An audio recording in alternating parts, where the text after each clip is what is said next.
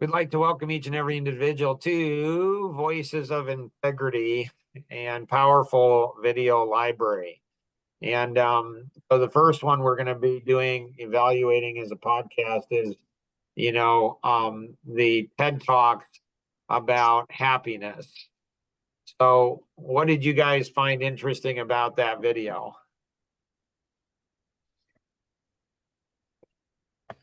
What I thought was interesting was the fact that his his gift that he can change in the blink of an eye, can see the different vision, wasn't really appreciated. Give us more. Okay, so anything that has to do with him and his sister, when they were playing, he had different visions of different things going on, what he was doing, and oftentimes it ends up with somebody else getting hurt because of the way that he sees things, where his parents didn't appreciate that. Now, he didn't initiate that. His sister didn't like it. I mean, obviously she didn't like getting hurt, but she liked the different visionary that he had, but his parents didn't, or any adult that would have come in contact with him, very likely. That's classic. Oh, that's real good. All right. Anybody else see anything in that? It was something about on his chart about the normal, and then the or the average, and then the one dot that was up out of norm. It's like we don't want to change our normal average. We want to bring him down. We don't want to change our way to accept him into society or whatever. Right. Like we want everybody having, the norm, the average. We don't want people above. Because that makes people feel bad. We want everybody. Right. We don't want people dressing differently. We want everybody the same. Huh. Right. Right.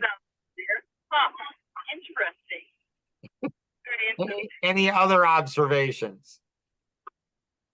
And then when he well, I guess that's what stood out most to me, is when he said happiness doesn't come from succeeding in life, because once you succeeded in life, once you met your one goal, then there's always something else that you want to achieve. If you get a house, and you want a bigger house, and then you'll never be happy if you're not happy with what you have right now. See, it's interesting. As my husband put it, he said, "Oh, I become a great husband, all of a sudden I have to be a better husband." Like, you get a great business, all of a sudden you have to have a better business. Yeah, it's all. Are you familiar with the mouse and the cookie? I am. Okay. I just read that book in my You're kind of garbled there, but it's okay. I'll go ahead and fill in the dots for you. So, wives often feel that no matter what they do, their husbands and their kids expect more from them. Husbands often feel that no matter what they do, their wives and their kids expect more from them. So you can never be kind of human nature. Right. Isn't there a verse in the Bible that says that a man is never satisfied? Right. Solomon, wisest man that's ever, there's a desire for conquest. There's a desire to go ahead and accomplish more. This is why, testosterone in men going down 30% in the last 10 years is not a good thing. I mean, it's just not, because testosterone, yes, it can do some really bad things for sure. And for sure, it can be really bad, but it doesn't have to be bad. There's a design, there's a purpose for it, and it can be really, really good. Excellent. What else did you guys see?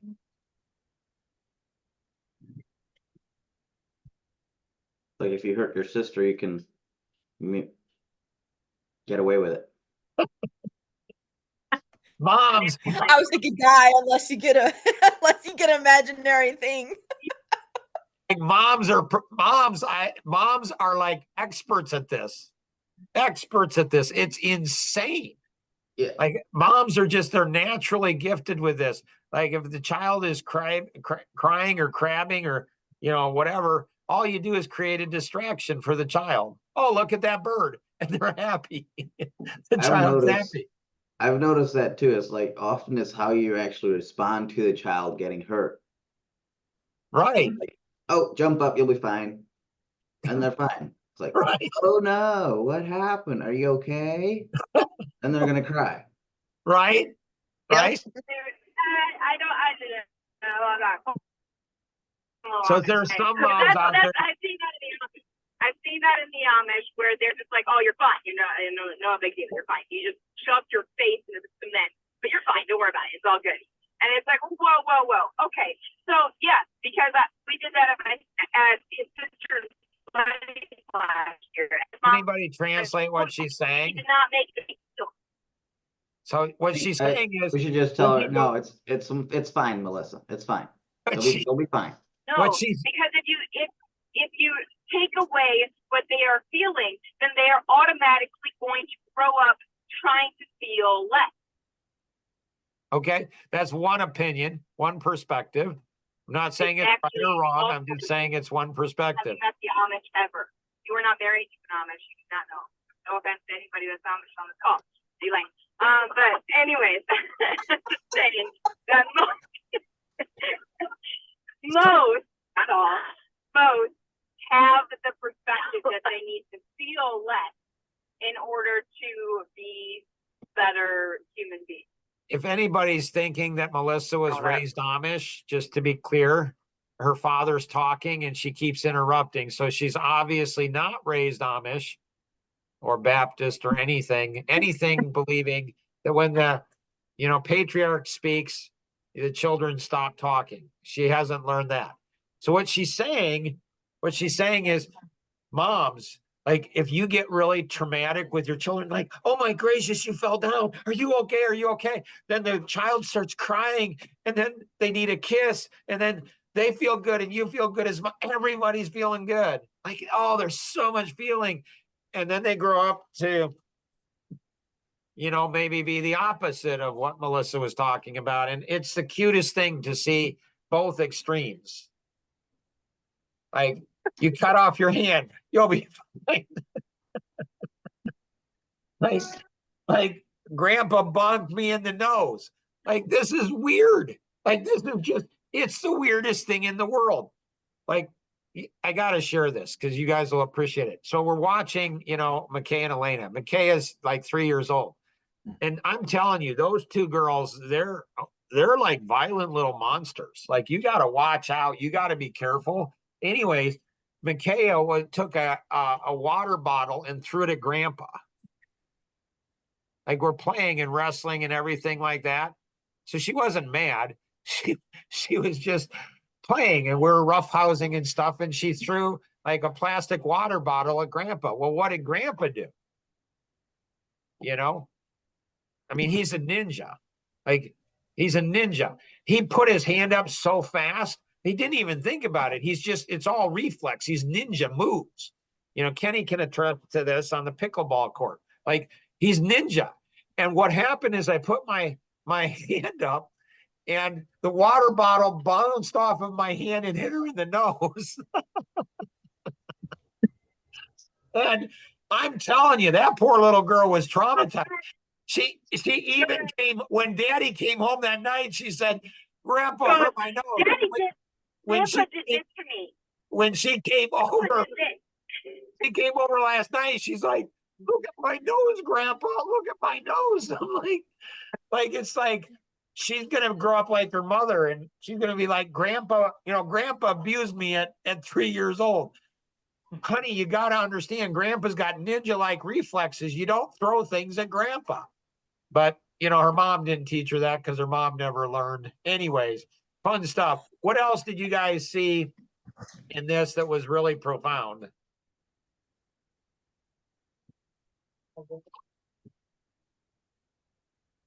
So it's like a car dealer, like a automobile repair shop that you don't trust or you don't know. They're not ethical. You go in for an oil change, you come out later, with $1,500 in work. So he said in the psychology, like he was so honest, like he's got a doctorate in psychology from Harvard, I think it is. And he goes ahead and says, you go into a psychologist, a therapist, and you go in with one problem, you come out with 5 because we like it. I mean, he just bashes the mental health profession. I mean, just absolutely bashes it. Right, and they have a sickness week, not a health week. Right, in Harvard. It's just crazy. It's how we think, the power of our brain and what we have. And so you have people that have this, like how many people that have won the lottery, have committed suicide? How many of them, their lives have just fallen apart? They're very wealthy now. And so you look at all of those type of things. And so it's an amazing video. And so, yeah. Sadly, it's so dead on. Right. Right. Like it renews your hope in psychology. At least there's one out there that has a doctorate. This guy's sense of humor is just so, like he uses humor to get through. This is why he's able to get away with the things he's able to get away with. It's like he observes things from a different vantage point. He looks at one thing and then he uses humor to be able to get through. My wife again reminded me, she said that I needed to keep my day job. And so maybe this is what you guys could do, is maybe Life Masteries, you can contribute. If you think I'm funny, give even $1. Like, I don't care how much money you give, but I want to teach my wife, I can earn a living in comedy. Like I've got some of the most comedic things. Like I got material now on personalities. Maybe we'll do that in a different podcast. It's hilarious. It's about heaven and hell. And, each of the 4 personalities, like what's heaven for one personality. And so it's a great comedic return. You guys, I'm sure, will ask for it many times, and then give money. So my wife, because I want to earn more money in comedy than I do, otherwise. Anybody else have anything else for? See, Ken's laughing. Like every time Ken laughs, what's that? I saw that. Be careful, he's going to fall off the chair yet. Right? Like, and the materials I've got on women, oh my goodness.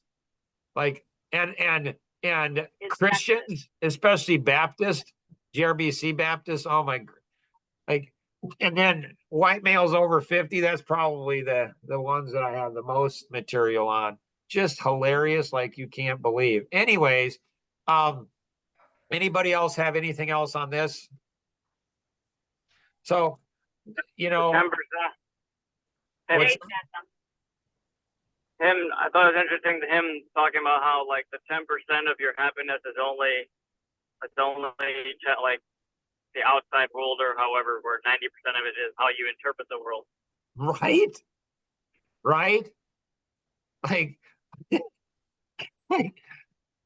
Like you accidentally chop off one of your fingers. I still have 9. Maybe I'll learn, so I won't do it again. Like, how do you take that? How do you teach children to have perspective? Like, Dr. Kane, who is the president of Judson University, and I was coaching Tori Gum, the vice president, and I was talking to Dr. Kane. So it's a Christian university out of the Chicago area, very prestige. It's rated one of the top. It's got a unbelievable architecture school, amazing school, highly rated. Everything's good. And I asked Dr. Kane, I said, what would you say your biggest challenge is that you're facing? He said, low morale. That's when we had 7 kids at home. 4 of them were teenagers, the oldest 4. And he said, low morale. And I thought, wow, that's interesting. That's the same problem I have with my 4 teenagers at home, is low morale. So I thought, well, he's got his doctorate, he's seminary, like this is a Christian college, like he's going to know. He said he had 90 PhDs, 90 professors who are PhDs. So these are highly educated, spiritual, like these are the ones that are, you know, that are teaching our pastors. And I'm thinking, this is weird. He's got the same problem as at university with the professor. So I asked him, why are you having low morale? And he said, well, because we've had, you know, 15%, reduction in staff. We haven't laid anybody off, but we're working 15% less than we should be. We're 15% understaffed. I'm like, okay. And then he says, and we haven't laid anybody off, but we've had 10% pay cuts. And we've reduced their hours by 10%. And immediately it hit me and I said, I understand low morale. I understand. I get it. They have the same problem. Those 90 professors at Christian college, high level, like top level. And here's, you know, here's the president, highly educated people, and they don't understand morale. They don't understand low morale. See, my kids had the same problem that the university had, low morale. Why? Because my kids lack perspective. So we, you know, took our oldest daughter over to Russia. Melissa went over to Haiti. And so to try to give them perspective, see, these professors, it's interesting because, you know, in business, I've had clients who had a 90% pay cut and they doubled their hours and they were already working. So they're going up over 100 hours. So how do you have one person, how do you have a business person that gets cut 90% and their work hours double and they don't have low morale, but you have some Christian professor and you have a whole college and they have low morale. Why is that? Because they lack perspective. And they're the ones teaching pastors. I wonder why our churches have the problems they do.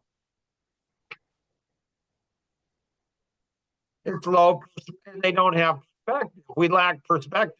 When we have perspective, then we have understanding. We have wisdom. So this one is a great one. Check out some of the others. I mean, the videos are amazing. So watch the videos, and then once you watch the videos, then write down everything you see, and then come on and watch the follow-up to this. Because the follow-up, like each of us see something different. And when we see things differently, then we all of a sudden we can see a better picture by having everybody input. So for sure. And then if you're able to join the live podcast, that's even more fun.